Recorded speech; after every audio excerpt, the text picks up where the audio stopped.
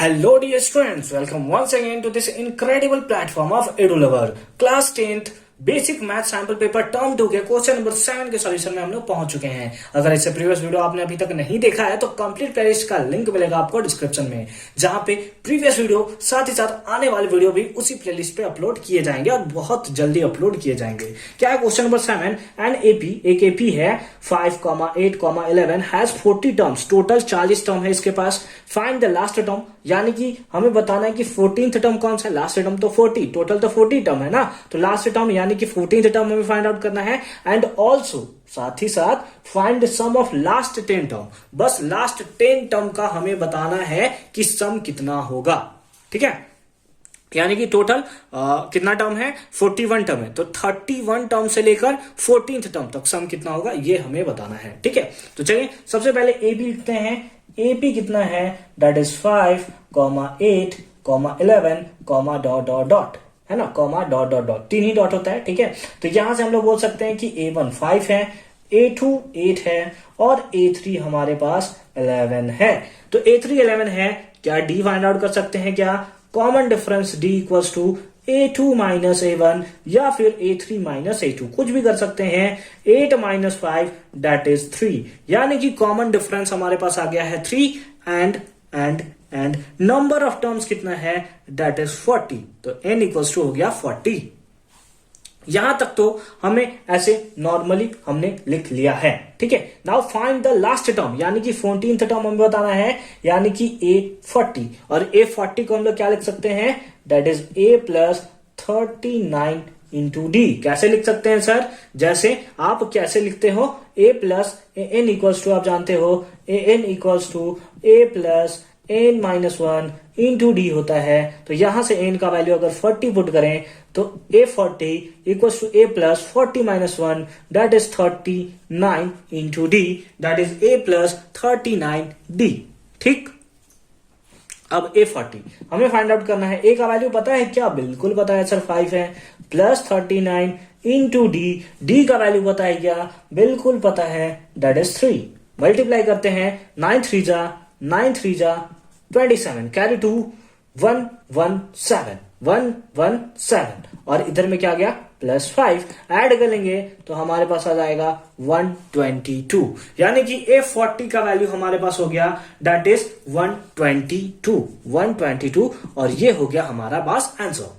तो A40 कितना हो गया, 122 हो गया। इसके अलावा कुछ पूछा है क्या? बिल्कुल, हमसे पूछा है find the sum of last 10 term. Last 10 term sum निकालना है, इसका मतलब हमें क्या फाइंड आउट करना है, SN फाइंड आउट करना है। SN यानी कि लास्ट 10 टर्म, यानी कि n का वैल्यू कितना है, 10 है। SN फाइंड आउट करना है, पहले SN का फॉर्मूला हम लोग लिख लेते हैं, दैट इज SN। इसको थोड़ा मैं इसको कर लेता हूं ताकि हमारे पास जो स्पेस है वो ज्यादा बच सके। ठीक है ना, SN। अभी हम लोग देख रहे हैं कि हमें और क्या क्या चाहिए। तो SN का फॉर्मूला था n/2 into 2a plus n minus 1 into D. इससे हमारा काम बन जाएगा। या फिर हमारे पास एक और फॉर्मूला होता है, that is a plus an। यहां पे हमें जो लास्ट टर्म से चाहिए, हमें जो चाहिए sum of the last 10 term का चाहिए, यानी कि SN equals to n/2 into last 10 term, यानी कि A31 से A40 तक का हमें सम चाहिए। A31 से लेकर A40 तक का हमें टर्म चाहिए। तो A40 तो हमें पता है, लेकिन A31 तो हमें नहीं पता है, तो लिखेंगे नाउ यहां पे, क्योंकि तो बाद में करेंगे ना, इसलिए मैंने इधर स्पेस छोड़ रखा था। हमें क्या फाइंड आउट करना है, A31। इसको क्या लिख सकते हैं, A प्लस 30D, बिल्कुल लिख सकते हैं सर। A इक्वल टू कितना है, that is 5 plus 30 into D का वैल्यू कितना है, दैट इज 3, तो 5 प्लस 33 जा 90 प्लस 5 दैट इज 95। तो हमारे पास A31 मिल चुका है। n का वैल्यू हमें पता है कि 10 टर्म्स का हमें निकालना है, तो 10/2 into A31 that is 95 plus A40 कितना है, दैट इज 122। तो हमारे पास S10 कितना हो गया, इससे इसको कैंसिल कर देंगे, 5 टाइम्स में कैंसिल हो जाएगा, इंटू 5 और 2 7 और 12 और 9 दैट इज 21 1। अब मल्टीप्लाई कर देंगे तो S10 इक्वल्स टू वैल्यू मिल जाएगा 7 5 जा 35, कैरी 3, 5 1 जा 5 और 3 8, 5 2 जा 10, यानी कि S10 इक्वल्स टू हमारे पास आ गया 1085। कितना आ गया?